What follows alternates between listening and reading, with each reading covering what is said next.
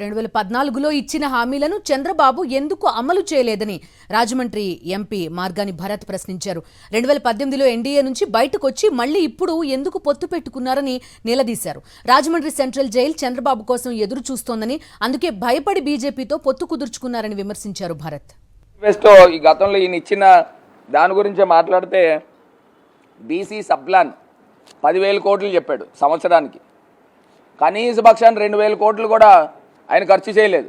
ఇది కాకుండా కాపులకి రిజర్వేషన్ అన్నాడు, హజ్ భవనాలు అని చెప్పాడు, సింగపూర్ లాంటి ఆంధ్రప్రదేశ్ అభివృద్ధి చేస్తా అన్నాడు, స్కిల్ డెవలప్మెంట్ సెంటర్లు అన్నాడు, ప్రత్యేక హోదా అన్నాడు, పోలవరం నిర్మాణం అన్నాడు, నగరానికి హైటెక్ సిటీ లాంటి అభివృద్ధి చేస్తా అన్నాడు, ఇంటికో ఉద్యోగం అన్నాడు, 2,000 నిరుద్యోగ భృతి అన్నాడు, 10వ తరగతి ఇంటర్ విద్యార్థులకి సైకిళ్ళు అన్నాడు, ఇంటర్మీడియట్ విద్యార్థులకి ట్యాబ్లు అని చెప్పాడు.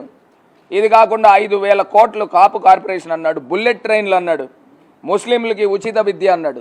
ఇన్ని ఉన్నాయండి ఈయన. అంటే 640 హామీల్లో నేను ఒక 20 చెప్పాను. ఏమీ చేయకపోగా మళ్ళీ ఇప్పుడు 2024లో ఈయన మళ్ళీ ఈ ఎన్డీఏతో పంచం చేరాడు.